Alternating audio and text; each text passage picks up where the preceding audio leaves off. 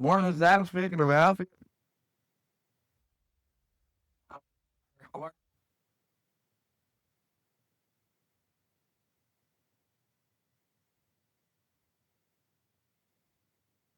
What's up, guys? Adam Patterson here, and I want to go over the sales process and what it looks like because every sales process should follow a general pattern.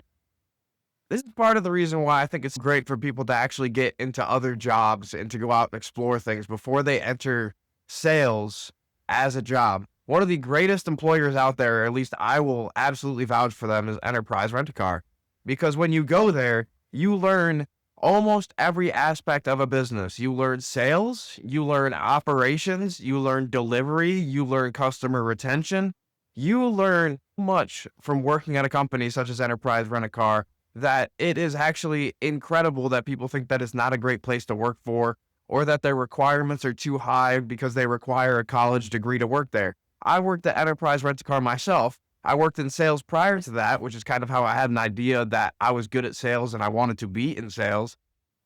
But working at a company such as Enterprise Rent-A-Car, it will teach you a lot. And one of the things they teach you there is the sales process. And you can break it down this. It's an acronym, and it's I feel pretty cool, right? I is for introduction. Feel is for fact finding. Pretty cool, P, is for presentation. And C is closing. Now, when you walk through sales in any walk of life, whether it's business to customer, whatever, you will follow this process. You will have to call somebody on a cold call. You cold call someone, you introduce yourself. My name's Adam. I'm with Patterson Logistics. You introduce yourself, and then you don't want to just immediately go into pitching somebody. You can offer them a little snippet of value to earn yourself 20 more seconds, 30 more seconds to schedule a meeting with them. But your next task isn't to go into presenting your whatever you're going to offer and then try to close them right away. Most of the time, you usually want to say something along the lines of a question.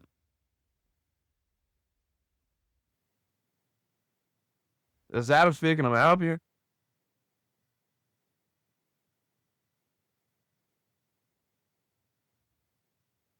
Sorry about that. You want to start asking them questions because you don't even know what to present on yet. You don't know what their problems are. You don't know what their current situation is. You don't know what anything happens within their business. Even if you think that you do the best research on the world and everybody within the company, and you speak to them all the time, you still don't know what goes on in that person's head in terms of problems, situation, what could be better, what their solutions are if they already have one mapped out. You would want to start asking them questions. And then from there, you would form your presentation of your offer around what they have to say. If they feel that there's issues and there's problems and that there is a solution out there, you would want to offer them the solution that they already came up with. You would literally say something along the lines of, Anthony, that sounds great. The solution that you have already put into practice and in your mind is what is going to work out. It sounds like the perfect solution to me. And it sounds like you already have this mapped out. We have that solution for you. We can do X, Y, and Z, which you have described, and we can make that within your network, within your company, within whatever you do. Would you want to explore that with us? Would you want to go on the road with us of putting this into practice and putting this into play for your company?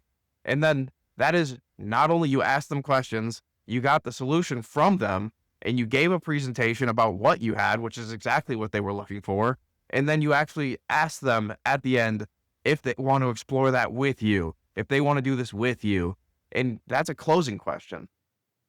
All of a sudden, you have gone from introducing yourself to asking questions to presenting a proposal to closing. And that is the general line of a sales process. Now, how much time goes in between that? Those are nuances, and those are things that you kind of have to figure out along the way. There's different books out there that you can read. There's different books out there that you can study. There are different podcasts. Everybody will have that timeline set differently for you, but you need to figure it out on your own and you need to get into it. But that is the general outline of a sales process and what a sales process looks like from start to finish. It looks like that: introduction, fact finding, presentation, close. Have a good one.